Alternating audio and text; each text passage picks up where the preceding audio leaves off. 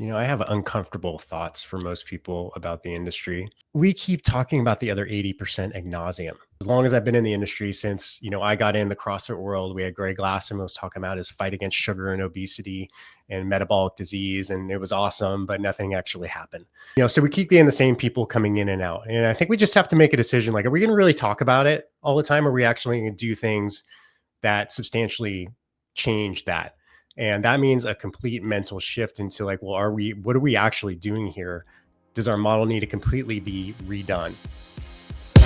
This is All Things Fitness and Wellness, uniting industry thought leaders and fitfluencers on the mission to inspire innovation and encourage people to live a life fit and well. On today's episode, fitness industry podcasters unite. As the host of Fitness Blitz Radio and the Future of Fitness podcast, Eric Malzone has conducted over 700 interviews with industry leaders. His expertise spans working with elite brands like F45, the Brand X Method, and Centered Wellness. Eric isn't afraid to call it like he sees it in this episode. From his shift in perspective on GLP-1s to questioning whether hyper-personalization will truly drive member retention in 2025, he's unafraid to challenge the status quo. He'll also share why he's frustrated with industry complacency and the repetitive rhetoric around the other 80%. Eric's voice is a powerful call to action for meaningful change in both fitness and wellness. Before we get to the episode, be sure to hit like and subscribe. We have new podcasts weekly featuring industry thought leaders and influencers. I'm your host, Chrissy Van, and this is ATFW. I have uncomfortable thoughts for most people about the industry.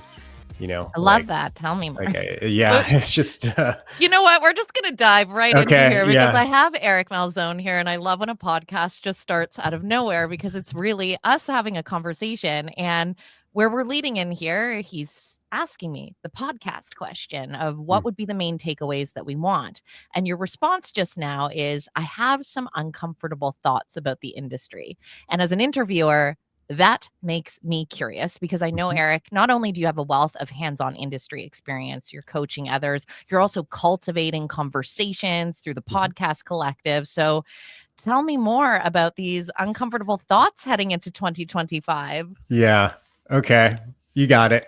Thanks for having me, Chrissy. It is an interesting way to start, right? And I was having this conversation with my wife last night, and this is one of the things that I've done so many interviews now, a lot of them, probably creeping on 1,000 over the last 8 years of people just within our industry. And I've been in the industry. I was in the trenches for a long time. I own gyms. I did a lot of training, a lot of coaching, a lot of programming. And I coached a lot of gym owners too for a while. And I just, the core number one is that I want to start with an optimistic note, is I think our industry is undergoing, I believe our industry is undergoing a rebrand, whether we're conscious or unconscious of it. And you probably talk about all the time. We're going from, typically what the fitness industry sold, which was fat loss in a limited amount of time, to six-pack abs, to getting ripped, whatever it was, mostly aesthetics and things like that, to the forefront of health. And you can call that whatever you want. You can call it longevity, call it wellness, call it health optimization, but we're really starting to position ourselves in that way. And a lot of it is technology and the trends that are allowing us to do that. And the consumers, right? Consumers are very hungry for health knowledge. I mean, podcasts like yours and, all the pioneers out there, the Hubermans, Dr. Gabrielle Lyon and Dr. Stacey Sims, and all these people are really putting a lot of education out there to the public, and they're doing it because there's demand. Like, they wouldn't be doing it if there wasn't demand. So, and then we can talk about the things that are intersecting to allow that rebrand to happen. But the stuff that I think is uncomfortable for a lot of the people in the industry to hear is, number one, we keep talking about the other 80% ad nauseum. And you know what? As long as I've been in the industry since, I got in the CrossFit world, we had Greg Glassman was talking about his fight against sugar and obesity and metabolic disease. And it was awesome, but nothing actually happened. And, so we keep getting the same people coming in and out. And I think we just have to make a decision. Like, are we going to really talk about it all the time? Or are we actually going to do things that substantially change that? And that means a complete mental shift into like, well, what are we actually doing here? Does our model need to completely be redone? So I think that's somewhat uncomfortable. The other thing I think is uncomfortable is that we may be overcomplicating things to justify our own existence as a fitness professional. Like most people just need to walk more. Now, we can talk about the optimal fitness routine for people who are super into it. But if we're really going to hit the other 80%, we're just overcomplicating the whole thing. Like, you know this, drink more water, sleep more, try to manage your stress, right? Get some movement. Like if you want to do strength training, great, but let's just start with the fundamentals and get people going. Stuff that doesn't necessitate a gym or a fitness professional or anything like that. So that's the overarching things that I think we need to really grapple with and figure out how to serve those things up in a better way. And we have to monetize. Like this isn't a charity, so we have to figure out how to do that too. And I think wellness is a really good way to do it. The other thing that I was grappling with last night, because I had a recent conversation with someone who's been on your podcast. I won't quote this person because they're not here to defend their statements, but I worry about this whole GLP-1 thing. I was hoping I was going to ask you. Yeah. I'm going to end up reverting to a couple points, but yes, tell me more, because I've shared many times on this podcast and others. I also get worried about it, but I'm curious, what is your worry with GLP-1? Well, here's what concerns me. I mean, the science behind it and the side effects, all of the things from the health perspective are one thing. I'm not qualified to talk on that. What I do believe is that I think we came out of the gates real hot with GLP-1. We're super excited. Like, this is going to put more people in the gyms. And now I'm starting to default. Okay, I'm going to pause you there and just say, is the excitement because it's going to put more people in the gyms or because it's going to be $1 trillion industry? Like, let's face it. I think for our industry, like we're not a pharma, right? Yeah. No, I mean, for sure. But I'm like, people see dollar signs if you want to jump on it for that reason. I'm just, let's be real. Here's the fundamentals. I don't think it's going to put people in gyms. I think people are just going to do GLP-1s and they're going to take the easy button. They're not going to go, like, if they're doing that, it doesn't mean they're obviously going to spark this thing where they're like, you know what? I'm starting to look a little bit better. I'm starting to feel better. I'm going to go to the gym now. I don't think that's going to happen. And I thought it did at first. I have a complete 180 on this. I have over the last year, because I'm starting to look at like human nature and what I've seen over the years. And I'm wondering, like, you know, because we did a lot of education, people started putting educational products out there, how to be a GLP-1 trainer, how to bring these things into your clinics. And I think there's certain ones that are medically proven where it's GLP-1 4, you know, up at the front and maybe a little bit of exercise on the back. But that's my concern too, is like, I think we're maybe getting too excited about the fitness and wellness industry for GLP-1s when it's really a pharma play. Do you feel like, just on that note, because I would say the biggest thing that the industry is saying as to why they're a benefit is the loss of lean muscle mass. So to your point earlier of saying that the industry is changing such a way and intersecting as more of like a wellness and healthcare industry, could that be the swing arm, or you really think that's going to just be similar to our old adages of get shredded and have muscles, just another marketing tactic? Or do you think that would be a realistic thing that perhaps healthcare professionals are prescribing gym to preserve that lean muscle? It's really hard to get people in the gym. It always has been. And I don't think an injection is going to make them more motivated to do it. If they can get many of the results that they want by not going into the gym, which really, you know, most people just want to look good. And if they can drop that weight without getting into the gym, I don't think that's a strong motivator. Now, I think there's outliers. Let's just say there's Susie, who used to play soccer in high school, right? Maybe sustained an injury, gained a lot of weight. She misses being active, right? She takes a GLP-1 product, starts losing weight, starts to feel better. She's like, oh, I can't wait to be athletic again. Yes, we'll probably get Susie, the soccer player, right? If we're going to get someone who has just never done anything ever, you know, from a health or from a fitness perspective, and we think that now they're going to take a GLP-1 and be like, you know what, this is the time that I'm going to get into the gym finally after 50 years. Like, I just don't see it. I don't see it. And I know that's very, it's not as positive as people want to be about it, but the more I sit about it and the more I've seen in this industry, I'm like, human behavior is a very difficult thing to change. And we as a species go into the path of least resistance. That's what we do. we're meant to, that's how we're wired. It's just what we do. Humans hate uncertainty. And so if they can follow the same circuitry or neural pathway of the brain, they're going to continue to do so. Anyone Yeah. that has ever tried to accomplish something new out of their wheelhouse knows, even if you are the most motivated individual, those steps have to be so conscious and daily, and that momentum build. People always think that they're going to be motivated first. They never are. Like, you actually have to start to get the motivation. And I think that, to your point there, we haven't successfully gotten people to start. And I actually can meet you there, Eric, because Yeah. I've thought about it a lot. I've had some interesting feelings about it when it was getting in the space, only because of family history myself with type 1 diabetes. We know that is I an remember that. autoimmune versus type 2. And I have watched somebody my whole life have to poke themselves with a needle and prick their fingers and all the rest of it.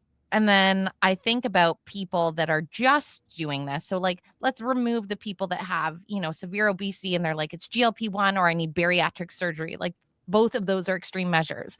But when I think of the one that wants to lose the pounds for the wedding, or they want to look extra lean because they've gained muscle and want to shred the easy route without doing the crazy diets. I've done bodybuilding in the past, so I know what it takes to look fully shreddy.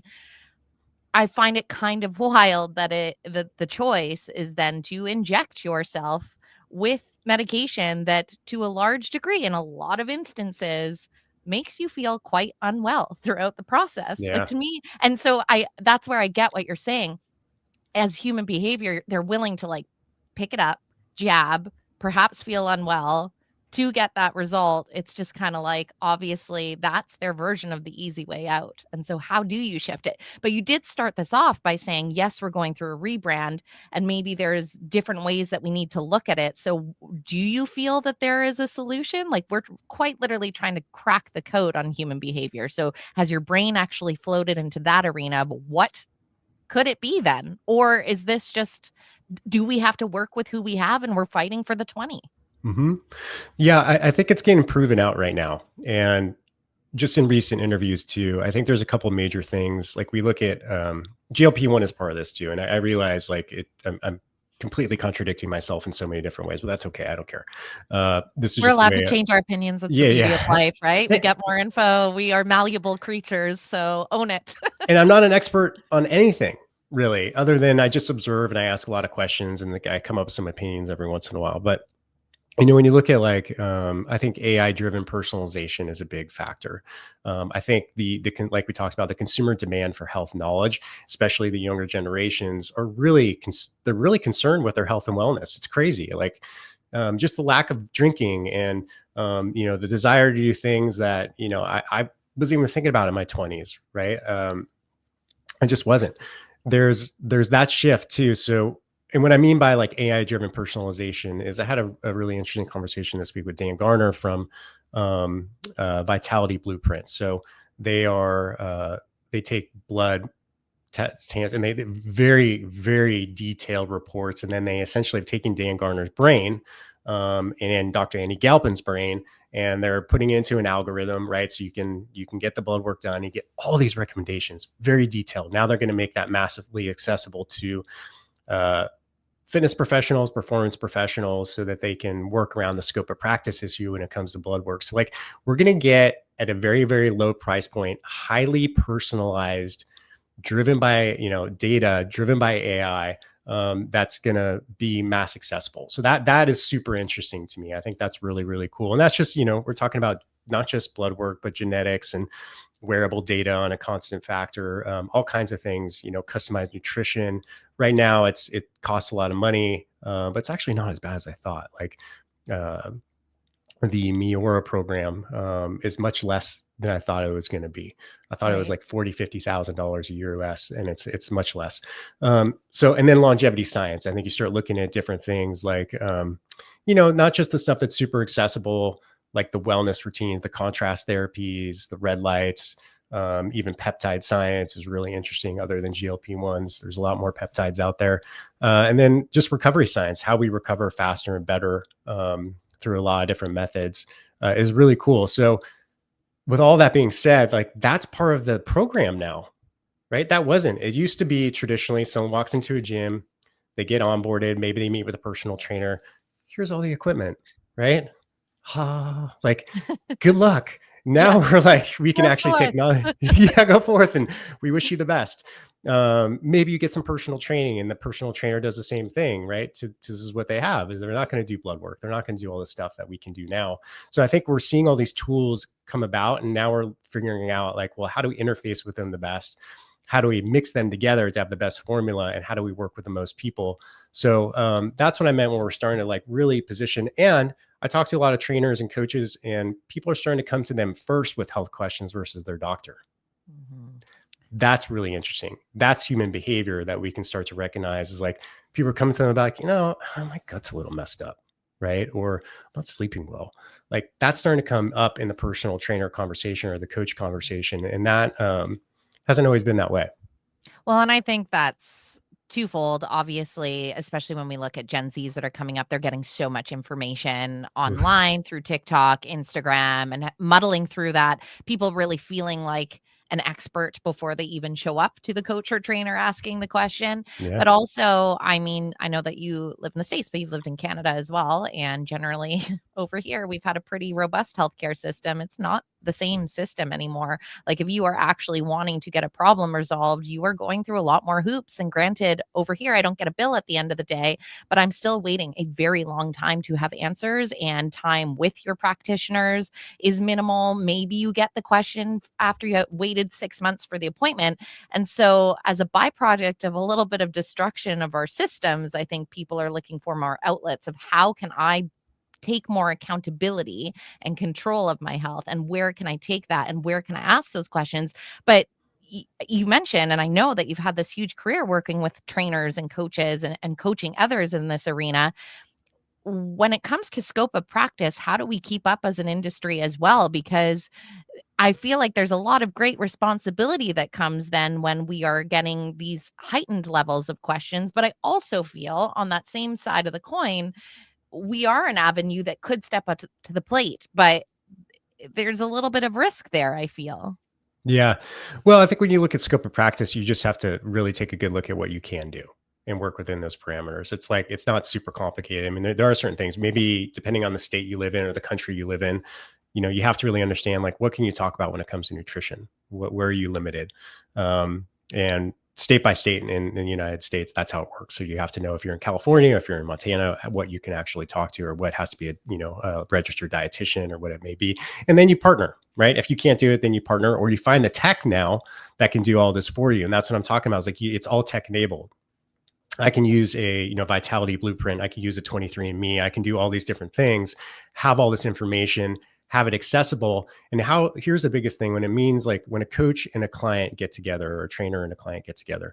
20 years ago, it was Chrissy was my coach. You'd sit down with Eric and be like, Eric, let's talk about your sleep. Let's talk about, maybe if you were a good one, right? Let's talk about your nutrition. And it would come from a point of like, Chrissy's the authority, Eric's here to listen. Right. And sometimes that dichotomy didn't work very well, or that dynamic. Now we can sit down and look at a report. It's objective. Like, I can look at your blood report. You can look at my blood report. I can look at your wearable data. We can get insights and be like, hey, let's sit down as a team, look at something objective. And this changes the dynamic of that relationship significantly. It's not one person telling another person what to do. We can now sit down as a team. We're equals here. I'm going to help you reach your goals. This is your goals, and this is the information we have. And then in 6 months, we're going to check it again. So scope of practice is challenging, but it's opening up significantly now. But you just have to be aware of what you can do, and then look for options to supply the things that you want that you can't do. If that makes Yeah, sense. absolutely. Well, and I mean, to your point, everything's so evidence based at that point. You quite literally have everything in front of you that is factual, that is yours, that is personalized. But I know at all of the different conferences, everyone's talking about hyper personalization and how it's going to save the day for member retention and member attrition. Do you feel that that's actually the case? Because to your point of human behavior, I feel like it may be the same individuals that are like, I want to know more about my body and hack it out, versus expanding the pool. I think it's fun to talk about. If I was going to bet, if I was going to bet $10,000 on that being the tool for retention within health clubs and gyms, I wouldn't bet it. No, I think it's something that, once again, the 20% who are already apt to go there are going to be super excited about and they're going to leverage. I don't know. Maybe it gets people in the home more likely to do something through a piece of technology or an app or a celebrity or like we're going to have AI driven apps with Arnold Schwarzenegger as the coach, right? Or Jillian Michaels or whoever it is that you love and adore. That may be a motivating factor, but I don't see a significant change in human behavior. Mm-hmm. Yeah. What about the social piece? Because I know at Beyond Active, that was a huge conversation. And, you're familiar with Vancouver where I am. I feel like a lot of gyms here have done a really good job. We have, more dogs than children out here. A lot of people talk about how we're unfriendly city and all the rest of it. Really? And I really, right? I say that all the time. I'm like, you Yeah. guys need to That's get out pretty and cool. say hello to more people because that's Yeah. not been my experience. But we've made many lists about being unfriendly for some reason. And it's often talked about there's just that lack of third spaces. And you Mhm. hit the nail on the head earlier about we have a generation that's like, hey, we're not going out and meeting at the bar anymore because we don't want to fill our bodies with poison. Riddle me that. I mean, Yeah. Surgeon General just said huge cancer risk. Who would have thought when the thing that you could ingest that makes you throw up and feel like shit the next day was the thing that was bad for you? Why it took this generation to figure it out, who the fuck knows? But to the point, gyms as social spaces, I Mhm. think like that's actually a space that when I view the kind of question that you positioned at the end or your viewpoint, I do feel like there could be change there because people are lonely. Yeah. And that's a problem that I do think we could be really good at actually solving. Yeah. I totally agree with you. I mean, in my career so far, the most powerful thing I've seen within fitness is community. Like I came from the CrossFit world. If there's one thing we proved out, love or hate, say whatever, talk all the kind of shit about CrossFit you want. It's great.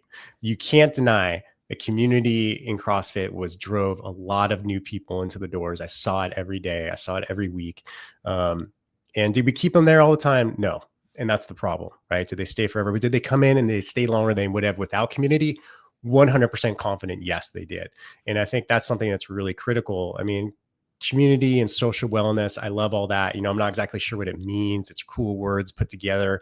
I think the application is very unique depending on the market and what they're doing and the context. But yes, I think community is something that has been around. We talk about human behavior has been with us forever, forever. It's at the core of what we do. It's wired. We're wired that way to do it.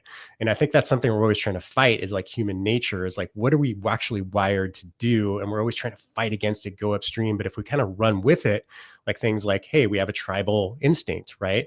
We have instincts to do like, path of least resistance. We want to burn as least amount of calories to get as many in as we can. Like that's just in us. So we got to recognize that stuff hasn't changed.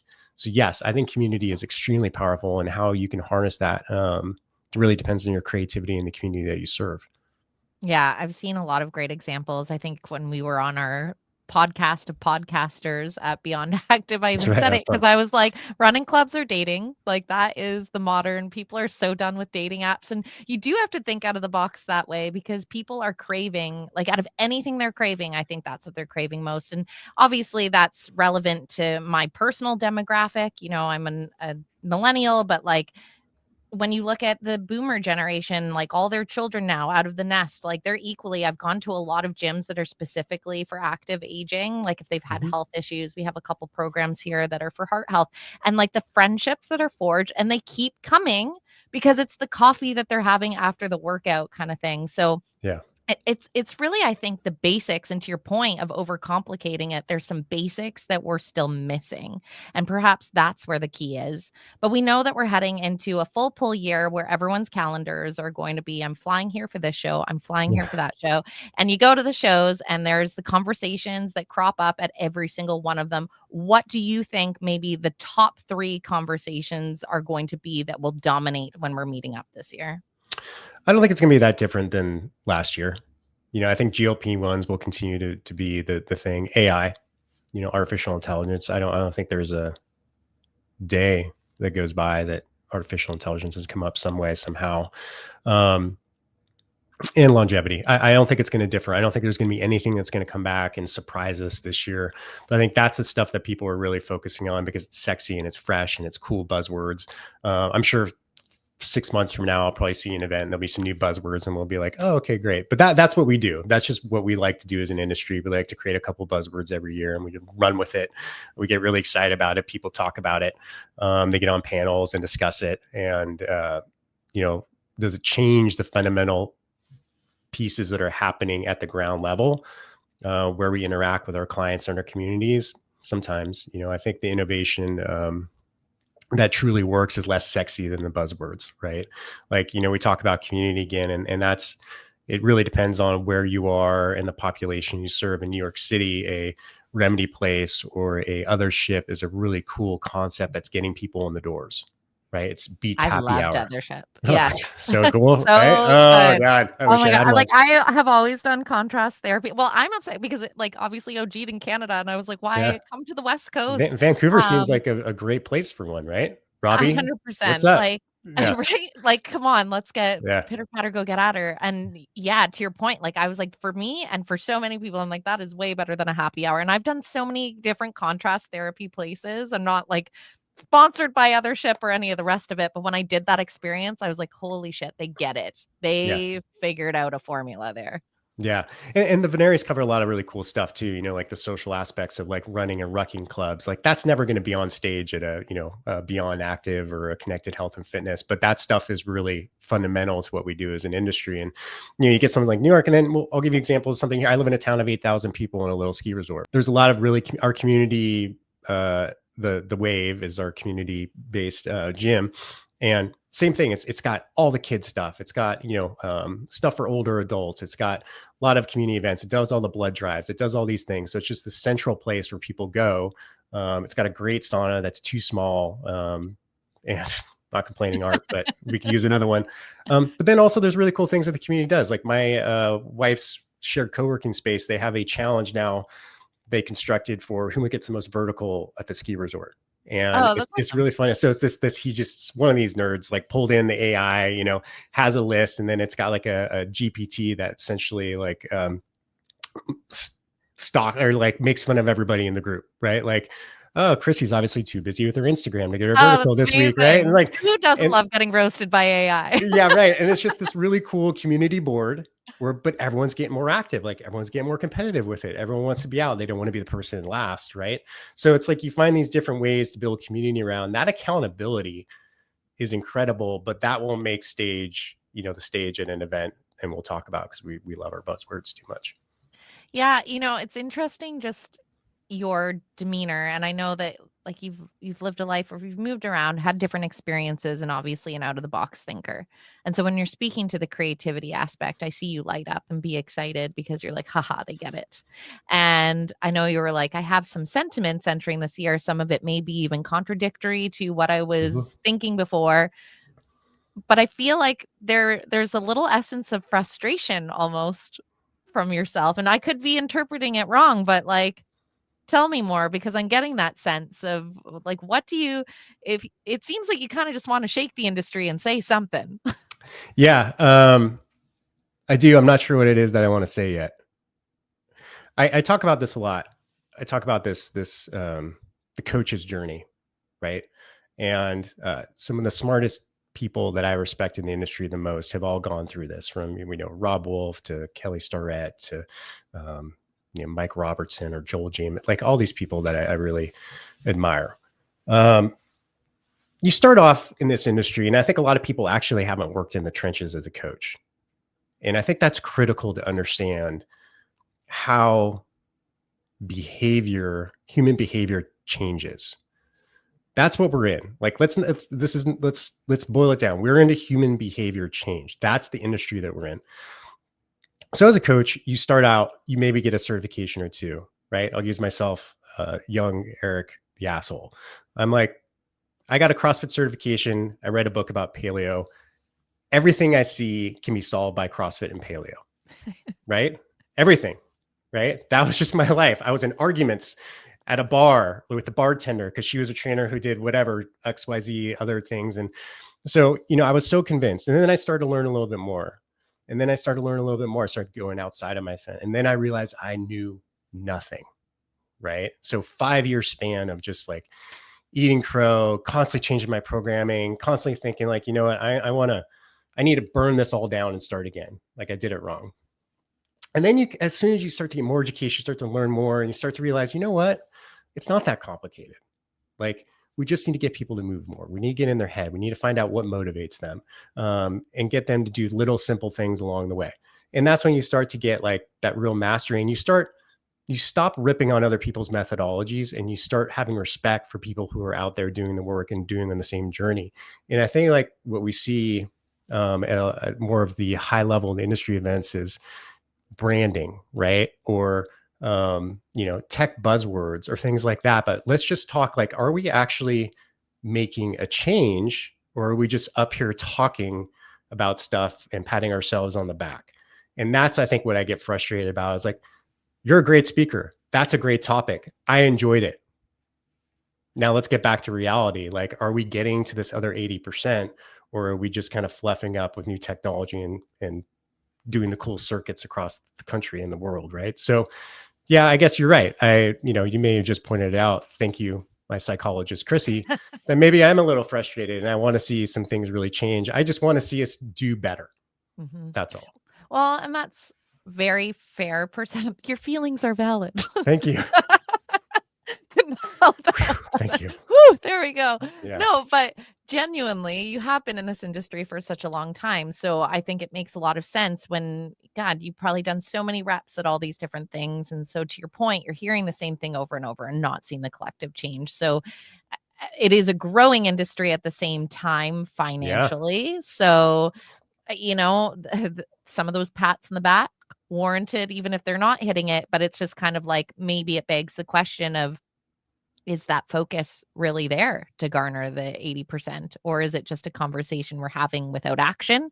Mm-hmm. I don't know the answer to that, but you do pose a very fair question. One thing that I do know that you kind of pivoted into, though, and it would have been 2024, right? Because I'm like, God, the years go so fast. But Podcast Collective was officially launched last year. It was like late 23. Yeah. Because I was like, I remember we had a conversation early on when you were just percolating and the little seeds were coming together. But why was that an important leap for you to do? Because I definitely want to talk about that. You've sent some great guests my way, and obviously you're just trying to amplify a bunch of different thought leaders in the space. Yeah. Well, number one, I just really like the medium. I think it's really cool. I think it's really fun. I think it's still emerging. It's got a long way to go. I was asked on Pete Moore's podcast, if we're in 9 innings of baseball and if we're in podcasting, what inning are we in the game? I'm like, I think we're in the 4th inning. I think, last year, especially, you started to see the podcast's impact on US elections. Holy shit. Like, right. That's different than 4 years ago. That is monumentally shifting. I mean, the amount of views and how that affected everything I think it was very drastic. So anyway, to your point is like, I've been doing a lot of podcasts. I get pitched a lot.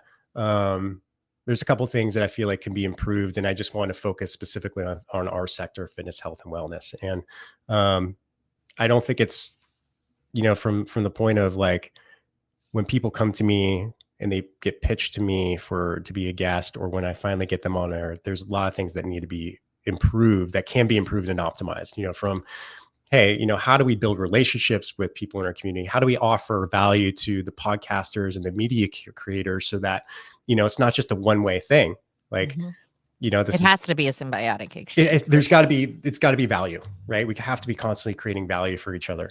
And Jack Taylor does a great job of this. I want to give a PR agency, they do a really good job. They're always communicating well. They do really good at relationships. So, it's not like we're recreating the wheel in the Podcast Collective. We're just doing it better, specific to our niche. I wish you all the very best this year. I know, where will people find you next? Because I know that you're often mm-hmm. on the travel through the year as well. Yeah. Excuse me. I'll probably be at Connected Health and Fitness this year in LA, although as we record this, LA is burning. So hopefully for everything, my best thoughts and wishes out to that community. Most likely I'll be at the Health and Fitness Association. And then, I believe Athletech is going to have something in June, which we'll probably be at. So we'll see how that goes. I think he's going to be making an announcement fairly soon. Then I like to go, I really like to go is FIBO. I've never been to that. I heard it's amazing. So I may wrap that into a vacation and we'll try to make it out there this year. And how about you? Where are you going to be? I've actually had similar thoughts on FIBO, Hmm. and to your point, I'm Belgian and I've never been to Oh, Belgium, so I was like, "Oh, not cool. very far," so that may have to happen. I'll definitely be at HFA. I know that there is a pickleball tournament happening with, Deborah from the Fuel Business Summit. That's Yeah. like all so I've been working on my pickleball game for that. Nice. It should be a good year. Here's what I'll leave. I'm out of all the shit I just talked about. I am super optimistic about our industry. I think this shift to wellness and longevity is probably the most exciting thing I've ever seen because it changes fundamentally from we're looking for short-term results to we're looking at something we do for life. And to me, that is something that is extremely powerful. And as long as we recognize it and we harness it and we ride with it, because that's aligned with human behavior and human nature, is people want to live well for a long time. And now we have the narrative, now we have the frameworks, now we have the technology, now we have all the tools. So all the stuff I was talking about may seem a little negative, but to me right now, I am still extremely optimistic about where we're going. And I think it's a really great time to be here. Well, Eric Malzone, thank you so much for making the time. It's always great to hang with you. Likewise. Thank you, Chrissy. You've just listened to the All Things Fitness and Wellness podcast, hosted by Chrissy Van. Be sure to hit like and subscribe. We have new podcast episodes weekly featuring industry insiders and influencers. Together, we're on a mission for everyone to live a life fit and well.